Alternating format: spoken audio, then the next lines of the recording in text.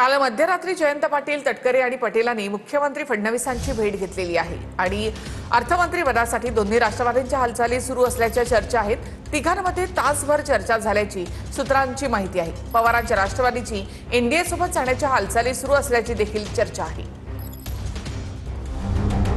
राष्ट्रवादीचे नेते सुनील तटकरे, प्रफुल्ल पटेल आणि शरद पवारांच्या राष्ट्रवादीचे नेते जयंत पाटील काल मध्यरात्री वर्षा निवासस्थानी मुख्यमंत्री फडणवीसांच्या भेटीला पोहोचले होते।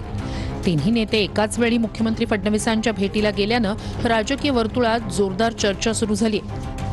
याआधीच शरद पवारांची राष्ट्रवादी एनडीए सोबत जाणार असल्याच्या चर्चा सुरू आहेत। शरद पवार यांची राष्ट्रवादी एनडीए सोबत गेल्यास अर्थमंत्रीपद जयंत पाटील यांना मिळण्याची दाट शक्यता आहे।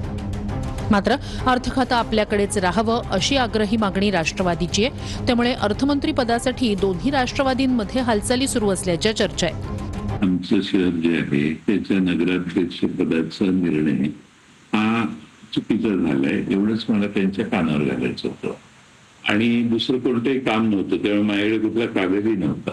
मी त्यांच्याकडे काही निवेदन दिलं वगैरे अशी काही भानगड नाही। मी जाऊन त्यांच्याशी बोललो। ते बऱ्याच वेळाने बाहेर आले, तर त्यांनी बाहेर आले मला सांगितलं, सॉरी माझं जरा मीटिंग चालू आहे, पण काय सांगा।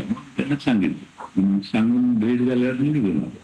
त्या पलीकडे कोणती चर्चा करण्याचा प्रश्नच उद्भवत नाही। कालच्या भेट जी आहे, आता हे आपण ज्यांचा उल्लेख करताय ते दोघं जर मला भेटले असते तर मी तुम्हाला सांगितलं असतं हो भेटले म्हणून। भेटच झाली नाही तर मी हो तर कसं म्हणू।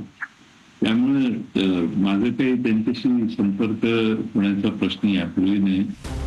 मात्र हे तिन्ही नेते एकाच वेळी वर्षा निवासस्थानी आल्यानं अनेकांच्या भुवया उंचावल्यात। जयंतराव तर ऑफिशियली गेले होते, गाडीने गाडीने आले। त्यांनी जयंतरावनी काय हुडी घातली नव्हती, ऑफिशियलीच गेले, काही प्रॉब्लेम नाही।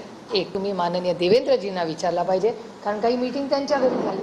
वर्षा बंगल्यात ते राहतात ना, त्याच्यामुळे त्यांच्या बंगल्यात कोण येतं जातं हे आम्ही कसं सांगणार। आम्ही सामान्य माणसं, माननीय मुख्यमंत्र्यांच्या घरी कोण जातं नाही, ह्या सगळ्या प्रश्नाची उत्तरं तुम्ही त्यांना विचारायला लागेल। मुख्यमंत्र्यांना ते हे सांगायला गेले होते की राष्ट्रवादी काँग्रेस पक्ष शरदचंद्र पवार ह्याचा नगराध्यक्ष, त्या नगराध्यक्षावर चुकीच्या पद्धतीने ॲक्शन घेतलेली आहे।